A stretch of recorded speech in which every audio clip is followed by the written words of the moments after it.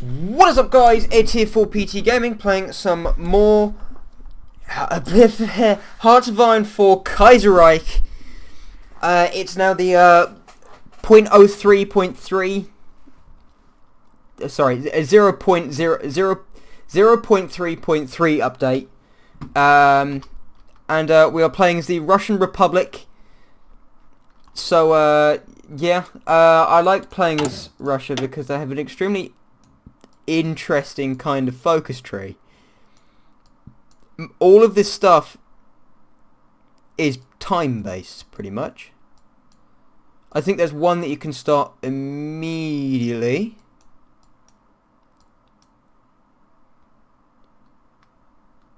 No idea, but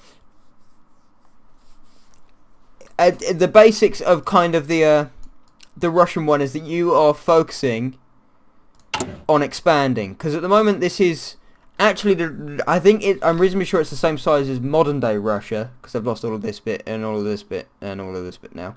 But you are focusing on building up a force and expanding out into the people to your south. So tech wise, you start off reasonably weakened. My god, that's deafeningly loud in my earphones. Ow. So just going to go for the basics to start off with here. 3 civilian factories. Let's just shift click the instruments. Kind of make all of that civilian. And kind of make the factories down in the Caucasus. Right, and let's just kind of surround it with military factories, and actually let's throw a couple more. Scroll all the way down, shift click these up. There we go. So we're going to start those getting built. We've got some free military factories. At the moment we are just producing navy stuff. And we start off in like quite a bad way, because we're producing a level 1 submarine. We have 10 military factories available, so let's start throwing some stuff. Yeah, we're going to get tanks immediately. I do. I get a Weltkrieg tank. So I'm not actually going to build any of those yet. But let's just kind of throw some factories on here, throw an extra one on rifle production. So, unassigned divisions. Oh, this is talking about military. And low manpower. For Russia, having 157,000 men is low manpower. That's very low manpower. So, one of my big threats in this is going to be Mongolia, and that's because they have this nutcase in charge. Roman Ungern von Sternberg. And you may think, Ed, Sternberg is definitely not a Mongolian sounding name, and I would say, yes, you are in fact correct. He's effectively some total nutjob who wants to reform the Mongolian Empire.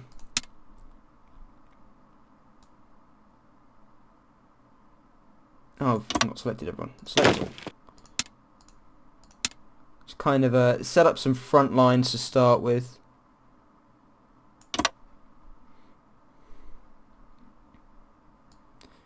Get all these guys down here in another army.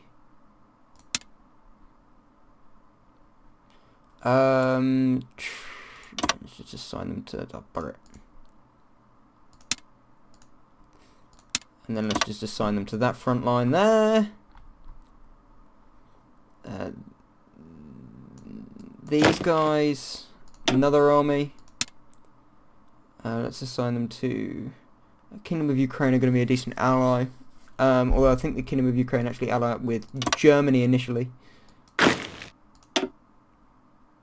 Which is going to be an issue.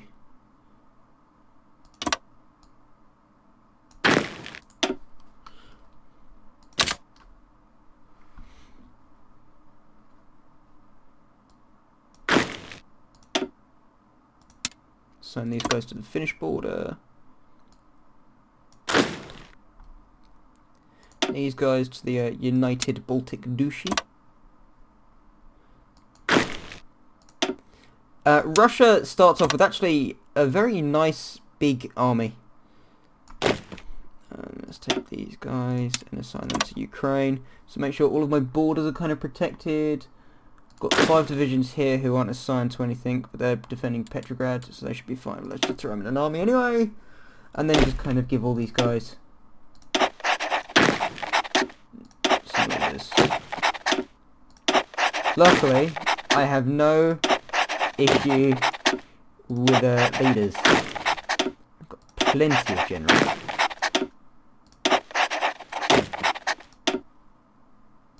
Oh. Shit. Okay, so he only has 7. So let's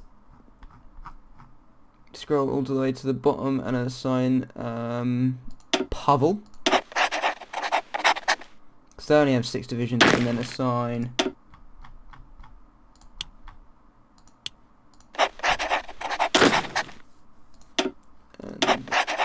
we go.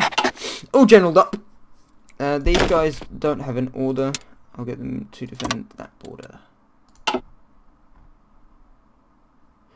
And then let's unpause it and then kind of get everything going. There we go. So this is the talking about the new update. So first off, several things we'd like to point out regarding our new mechanics. If you'd like to check the politics tab for your country, that is this one. You'll see we added new kinds of slots. Did you? Yeah, political. I imagine they mean... Oh, Aaron. Okay, yeah. In naval. Which will be expanded in future. Keep in mind that your stability level is directly influenced by your political power balance. Positive political power is good. Negative political power is bad. I currently have negative political power, but an average stability. And then we'd like to remind you that it's still a very early alpha. So, the team. Great job, lads. So the president of the International News Tribune speaking, Kaiserreich mod is deeply entrenched in law and stories. Yeah, no, damn. I don't want none of this nonsense. Get out of here. The Russian Constitution of 1918. Missing equipment production. What? Light tanks. Great news for our stability. Okay, so I'm not. So I do need to be producing tanks. 52 of them. I had no idea I had tank divisions.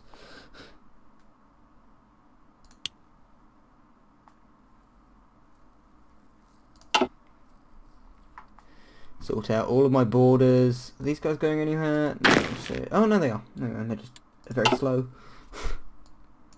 We've got 10 ships there, lots of kind of very small ships. There we go. So this is kind of what starts everything in Russia. You get the assassination of President Kerensky. So the sound of gunfire rings across the capital.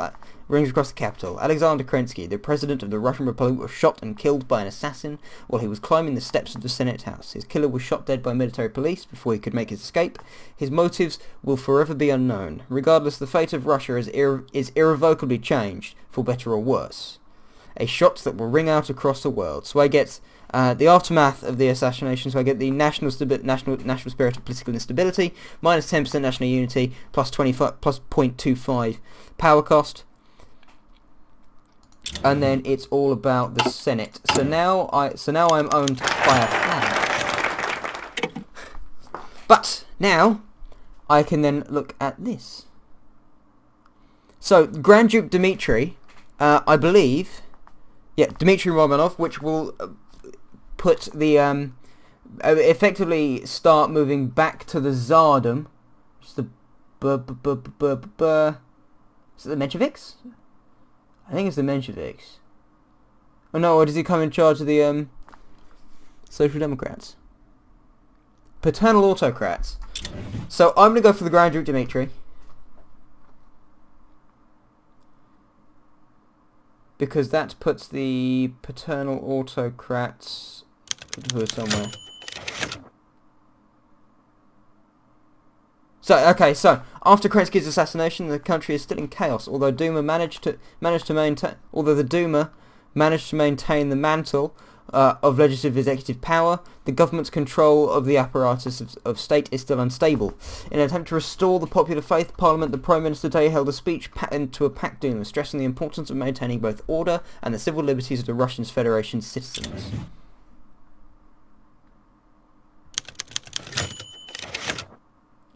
And one of my generals died. So the status of the Orthodox Church. The Orthodox Church, under the leadership of the vocal patriarch Kirill, is demanding the clarification of its legal status in the Russian Republic. He wants us to pass a constitutional amendment on the issue of national religion. So I could go for Orthodox Christianity as a state religion, which give me 100 political power. That which does nothing, and then that which gives minus 300 political power, but then I get, which grants, so that gives me authoritarian democrats. So I'm just going to make it the state religion, and Moscow will become the capital. Yeah, so, why are they the leaders? Alash Autonomous Region declares independence. So Alash Order gains Alash autonomy, and then I just hate them, so it's these guys. So they are now their own nation. However, I do get a national focus to take it back eventually. So according to me, this is still the social liberals. Appointing a prime minister. There we go.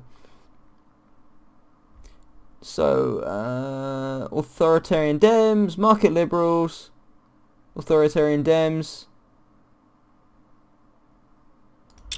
Let's just kind of get everyone with the Grand Duke in, because I kind of, because becoming the Russian Empire again does give me a lot of bonuses to like morale and stuff. So where are you guys? You must increase austerity. It is only a temporary situation. So these 10 divisions. Okay, so let's put these guys on the border so they are there. So these 10 divisions.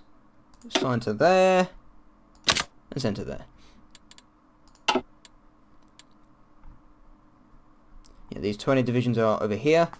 Everyone's kind of in their right position, ready to defend our borders, which is perfect.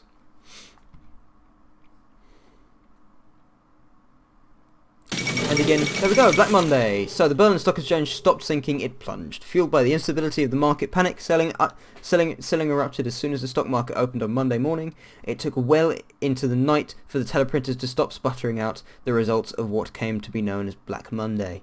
When the results have been analysed, it was clear that the situation had gotten worse undernight. My God! So effectively, the German economy is in the shit. Reorganisation of the internal police, national focus, or crown correspondence. So I can now select a national focus. There we go. The Emirates of Afghanistan have declared war on India. So these guys are voting these guys.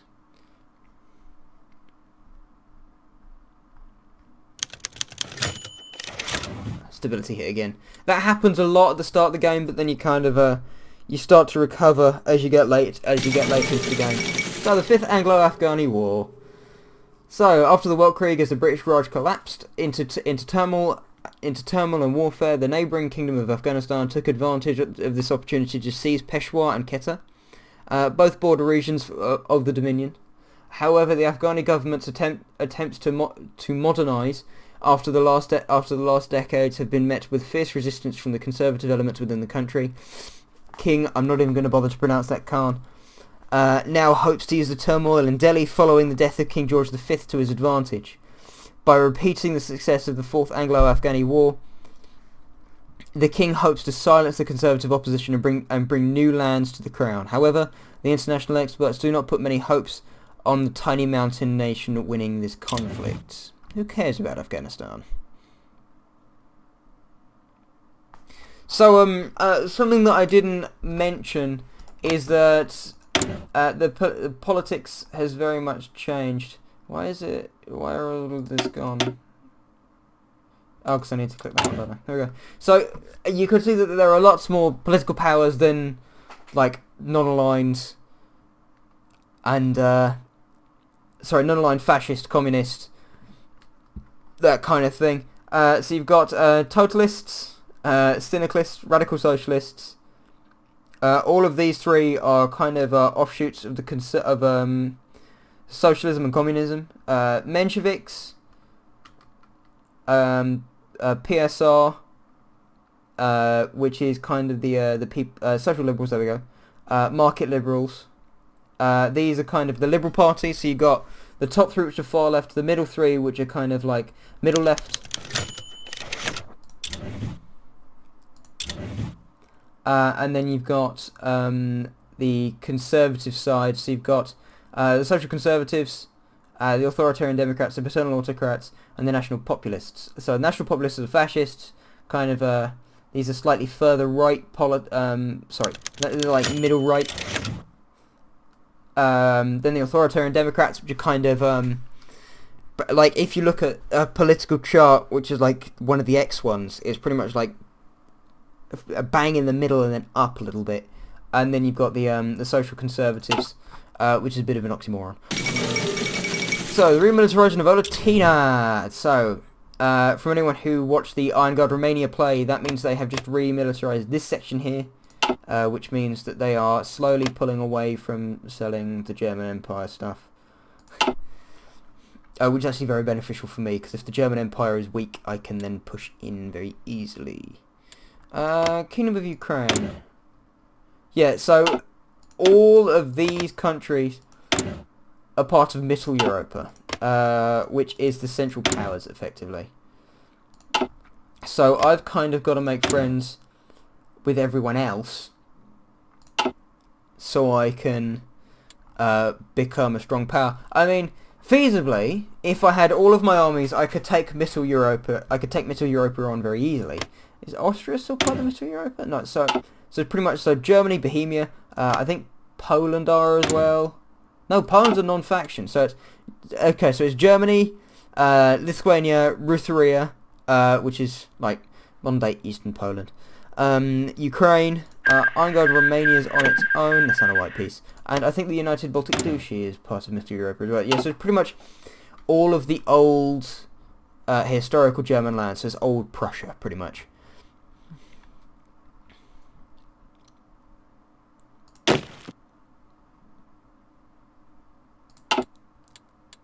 So, very close to finishing the Otranto, which I have now done. Now I can't do anything else because I haven't got the event for anything else. But I will. So inviting the legitimate Tsar.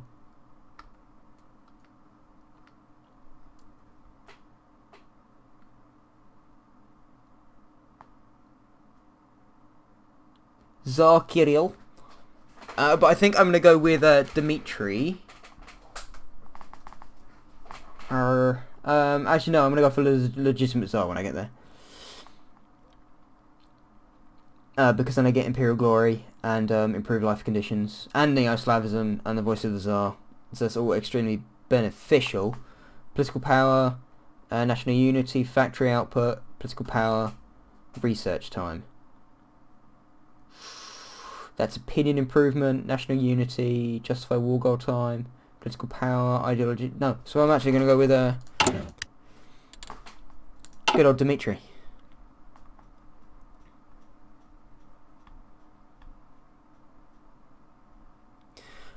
Issue with this is that... Oh, 3 duck yards. Kind of max that out, and then, I don't know. And the Baltic Fleet. There we go. Start be sending them there.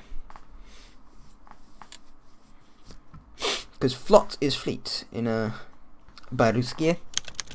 So, downfall in stability. God fucking damn it. My stability is now extremely low. Everyone fucking hates me. But that's because my current ruling party, the Social Democrats... No, sorry, the Authoritarian Democrats is not the... No, it is a majority, but not the majority by much. Unassigned divisions? Am I producing divisions? No.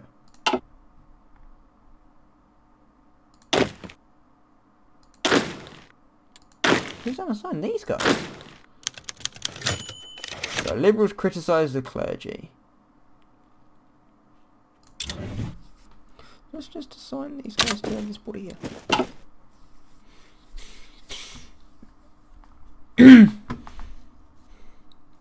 So yeah, it's very interesting for how it works. McLeek declared war on Mongolia, so these two. Although I do clean up Mongolia, they're already losing land. McLeek, bro. But yeah, ladies and gentlemen, that's where I'm going to end it. Thank you very much for watching Urban FPT Gaming, and I'll see you in the next one. Ta-ra.